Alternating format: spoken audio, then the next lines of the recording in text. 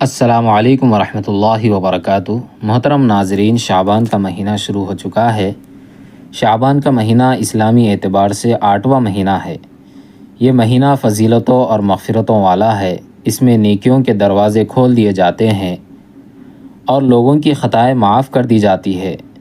احادیث میں اس مہینے کی بڑی اہمیت وارد ہوئی ہے۔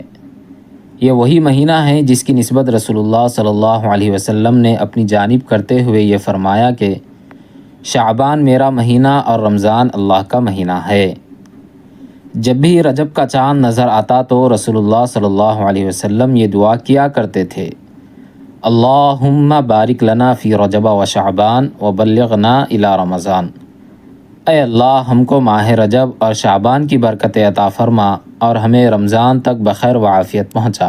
شعبان ہی وہ مبارک مہینہ ہے جس میں رسول اللہ صلی اللہ علیہ وسلم کی دیرینہ تمنا پوری ہوئی، یعنی تحویل قبلے کا حکم آیا۔ اسی مہینے میں تیمم سے متعلق احکامات نازل ہوئے۔ اسی مہینے میں تاریخ اسلام کا عظیم غزوہ بنو المصطلق پیش آیا۔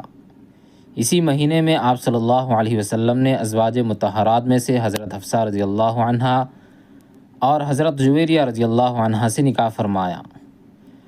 لہٰذا اسلامی سال کا یہ مہینہ اپنی فضیلت اور اہمیت کے اعتبار سے محتمم بالشان ہے، اور اسی کے ساتھ ہمیں ماہ رمضان المبارک کے سایہ فگن ہونے سے پہلے ہی اس کی بیش قیمت تیاریاں اور مختلف امور کے انجام دہی کا بھرپور موقع ملتا ہے۔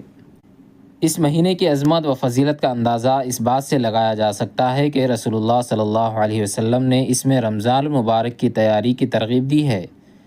چنانچہ حضرت سلمان فارسی رضی اللہ عنہ سے روایت ہے، وہ فرماتے ہیں: رسول اللہ صلی اللہ علیہ وسلم نے ہم لوگوں کو شعبان کے آخری دنوں میں ایک خطبہ دیا جس میں ماہ رمضان کی عظمتوں اور برکتوں کو بیان کرتے ہوئے اس کی تیاری کرنے کا حکم دیا۔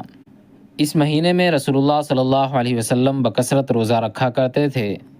حضرت عائشہ رضی اللہ عنہا بیان فرماتی ہیں، جب رسول اللہ صلی اللہ علیہ وسلم روزے رکھنا شروع کرتے تھے تو مجھے یہ خیال ہوتا کہ آپ کبھی افطار نہیں کریں گے۔ میں نے ماہ رمضان کے سوا کسی اور مہینے میں آپ کو روزہ رکھتے ہوئے نہیں دیکھا سوائے ماہ شعبان کے، کہ اس میں آپ جس قدر روزے رکھتے اتنے کسی دوسرے مہینے میں نہیں رکھتے تھے۔ حضرت سلمہ رضی اللہ عنہا سے بھی مروی ہے، وہ فرماتی ہیں: میں نے رسول اللہ صلی اللہ علیہ وسلم کو شعبان اور رمضان کے علاوہ لگاتار 2 مہینے روزہ رکھتے ہوئے نہیں دیکھا۔ شعبان کے روزوں کو رمضان کے روزوں سے وہی مناسبت ہے جو فرض نمازوں سے پہلے ادا کی جانے والی نوافل کو فرضوں سے ہوتی ہے۔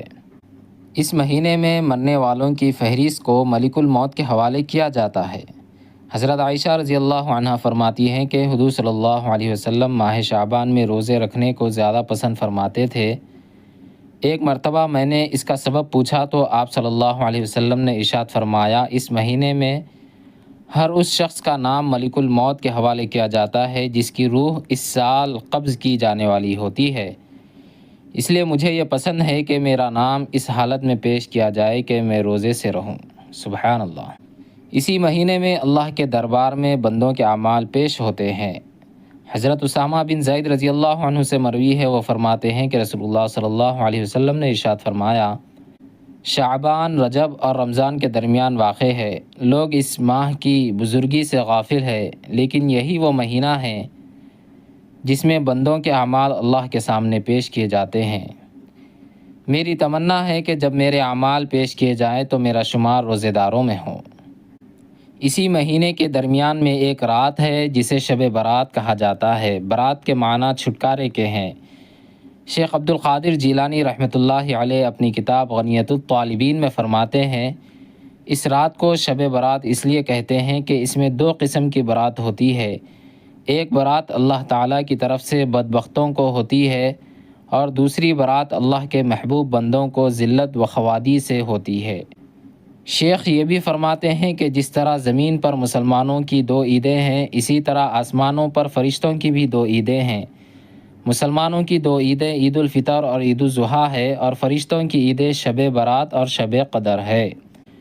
چونکہ انسان سوتے ہیں اس لیے ان کی عیدین دن میں رکھی گئی ہے، اور فرشتے نہیں سوتے اس لیے ان کی عیدیں رات میں رکھی گئی ہے۔ حضرت عائشہ رضی اللہ عنہا فرماتی ہے، میں نے ایک دن رسول اللہ صلی اللہ علیہ وسلم کو اپنے بستر پر نہ پایا۔ میں آپ کی تلاش میں گھر سے باہر نکلی، میں نے دیکھا کہ آپ صلی اللہ علیہ وسلم جنت البقیع میں موجود ہے۔ آپ نے مجھے دیکھ کر ارشاد فرمایا، کیا تم اس بات کا اندیشہ کرتی ہو کہ اللہ اور اس کا رسول تمہارے ساتھ ناانصافی کرے گا؟ میں نے کہا، اے اللہ کے رسول، مجھے یہ خیال ہوا کہ آپ کسی دوسری اہلیہ کے پاس تشریف لے گئے ہوں۔ آپ صلی اللہ علیہ وسلم نے ارشاد فرمایا، اللہ تعالیٰ شعبان کی 15ویں شب میں آسمان دنیا پر جلوہ افروز ہوتے ہیں اور قبیلہ بنو کلب کی بکریوں کے بالوں سے بھی زیادہ لوگوں کی مغفرت فرماتے ہیں۔ ایک دوسری روایت میں حضرت علی رضی اللہ عنہ رسول اللہ صلی اللہ علیہ وسلم کا ارشاد فرماتے ہیں، جب نصف شعبان کی رات آ جائے تو اس رات میں قیام کرو اور اس کے بعد آنے والے دن کا روزہ رکھو، اس لیے کہ اس رات اللہ سورج غروب ہونے سے طلوع فجر تک آسمان دنیا پر نزول فرماتے ہیں اور ارشاد فرماتے ہیں، ہے کوئی جو مجھ سے مغفرت طلب کرنے والا کہ میں اس کو بخش دوں؟ ہے کوئی مجھ سے رزق کا طالب کہ میں اس کو رزق عطا کروں؟ ہے کوئی بیمار اور مصیبت زدہ کہ میں اس کو عافیت دوں؟ اللہ تعالیٰ برابر یہ آواز لگاتے رہتے ہیں یہاں تک کہ صبح ہو جاتی ہے۔ اس رات میں کن لوگوں کی مغفرت نہیں ہوتی؟ حضرت ابو ہریرہ رضی اللہ عنہ فرماتے ہیں کہ حضور صلی اللہ علیہ وسلم نے ارشاد فرمایا،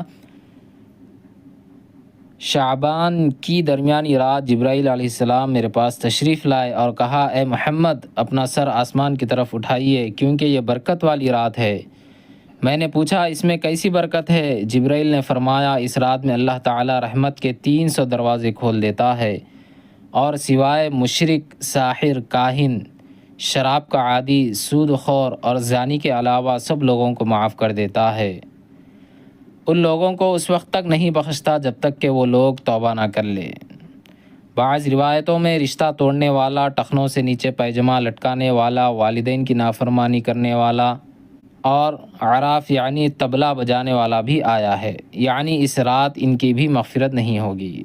اس رات میں اللہ تعالیٰ سال بھر کے کاموں کی تدبیر کرتا ہے۔ مرنے والے لوگ زندہ لوگوں سے الگ کر دیے جاتے ہیں۔ جو لوگ حج بیت اللہ کرنے والے ہوتے ہیں ان کے نام بھی الگ کر دیے جاتے ہیں۔ عطار بن یسار رضی اللہ عنہ سے روایت ہے کہ شعبان کی درمیانی رات میں لوگوں کے سال بھر کے اعمال پیش کیے جاتے ہیں۔ ناظرین، اب بات کرتے ہیں کہ ہمیں اس رات میں کیا کرنا چاہیے۔ اگرچہ کہ شب برات سے متعلق جتنی روایات آئی ہے وہ سب ضعیف ہے، مگر چونکہ یہ حدیثیں مختلف صحابہ کرام سے اور متعدد سندوں کے ساتھ وارد ہوئی ہیں، اس لیے یہ کم از کم حسن لغیرہ کے درجے میں ہیں۔ یہی وجہ ہے کہ دینی حلقوں اور مساجد میں اکثر و بیشتر اس رات کے اندر دعا اور استغفار اور عبادت کا اہتمام کیا جاتا ہے۔ دراصل شب بیداری کی راتوں میں جو عبادت کی جاتی ہے وہ نفل ہوتی ہے۔ جہاں تک روزوں کی بات ہے تو ماہ شعبان میں زیادہ سے زیادہ روزے رکھنا چاہیے۔ یہ نہ ہو سکے تو ایام بیض کے روزے رکھے جائے، یہ بھی نہ ہو سکے تو کم از کم 15ویں کا روزہ رکھ لے، انشاءاللہ موجب اجر و ثواب ہوگا۔ شب بیداری، عبادت اور روزوں کے علاوہ دیگر تمام اعمال مثلاً چراغاں کرنا، میٹھا وغیرہ پکانا، گھروں کو رنگین و روغن کرنا، آتش بازی وغیرہ، یہ تمام چیزیں خلاف سنت اور بے اصل ہے۔ اسلام میں ان کی کوئی گنجائش نہیں ہے۔ اللہ تعالیٰ سے دعا ہے کہ اللہ تعالیٰ ہم سب کو شب برات کی رات میں قدردانی کرنے کی اور اس میں زیادہ سے زیادہ عبادت کرنے کی توفیق عطا فرمائے، اور اللہ تعالیٰ ہمیں رمضان المبارک کی تیاری بھی کرنے کی توفیق عطا فرمائے۔ اے اللہ، ہمارے تمام گناہوں کو معاف فرمائیے۔ اے اللہ، ہمارے خطاؤں کو درگزر فرمائیے۔ اے اللہ، ہم بے شک گناہ گار ہے، خطا کار ہے، ریاکار ہے۔ اے مولا، ہم پھر بھی تیرے ہی بندے ہیں۔ اے اللہ، ہم آپ کے نبی کے امتی ہے۔ اے اللہ، ہم آپ سے نہیں مانگیں گے تو اور کس سے مانگیں گے؟ اے اللہ، آپ کے سوا ہمارے مسائل کو حل کرنے والا کون ہے؟ ہمارے گناہوں کو معاف کرنے والا کون ہے؟ اے اللہ، رحم کا، کرم کا، عافیت کا معاملہ فرمائیے۔ اے اللہ، شب برات کی قدردانی کرنے کی توفیق عطا فرمائیے۔ اے اللہ، اس رات میں ہمیں زیادہ سے زیادہ عبادات کرنے کی، تلاوت کرنے کی توفیق عطا فرمائیے۔ اے اللہ، آنے والی زندگی میں ہمارے لیے بہتر سے بہتر فیصلے ہمارے حق میں عطا فرمائیے۔ اے اللہ، ہمیں دین پر جمے رہنے کی توفیق عطا فرمائیے۔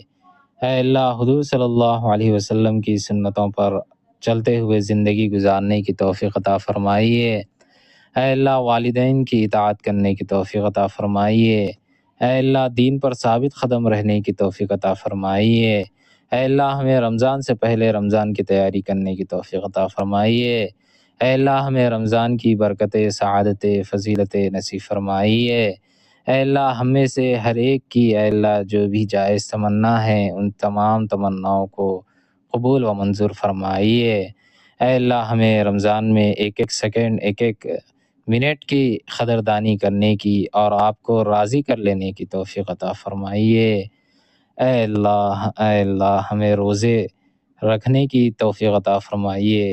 اے اللہ ہمیں تراویح مکمل اہتمام کے ساتھ تراویحوں کو پڑھنے کی توفیق عطا فرمائیے۔ اے اللہ قرآن شریف کی ہمیں زیادہ سے زیادہ تلاوت کرنے کی توفیق عطا فرمائیے۔ اے اللہ جو بیمار ہے انہیں شفاء کاملہ دائمہ مستمرہ نصیب فرمائیے۔ اے اللہ جو مقروض ہے ان کے قرض کی ادائیگی کی صورتوں کو غیب سے مہیا فرمائیے۔ اے اللہ دنیا میں جہاں کہیں بھی مسلمان پریشان حال ہے ان تمام کی پریشانیوں کو دور فرمائیے۔ اے اللہ ہمیں نمازوں کی پابندی کرنے کی توفیق عطا فرمائیے۔ اے اللہ بڑوں کا ادب کرنے کی، چھوٹوں پر شفقت کرنے کی توفیق عطا فرمائیے۔ اے اللہ اولاد کو والدین کے لیے فرما برداری کرنے والی اولاد بنائیے، اطاعت کرنے والی اولاد بنائیے۔ اے اللہ والدین کی نافرمانی سے ہم سب کی حفاظت فرمائیے۔ اے اللہ حضور صلی اللہ علیہ وسلم نے جن جن خیر کے لین سے دعائیں مانگی ہے ان میں ہمارا بھی حصہ نصیب فرمائیے۔ اے اللہ اور جن شرور اور فتن سے حضور صلی اللہ علیہ وسلم نے پناہ چاہی ہے ان سے ہماری بھی حفاظت فرمائیے۔ اے اللہ ہماری اس دعا کو محض اپنے فضل و کرم سے حضور صلی اللہ علیہ وسلم کے صدقے طفیل میں قبول و منظور فرمائیے۔ وصلی اللہ تعالی علی خیر خلقہ محمد وعلی آلہ وصحبہ اجمعین برحمتک یا ارحم الراحمین والحمد للہ رب العالمین۔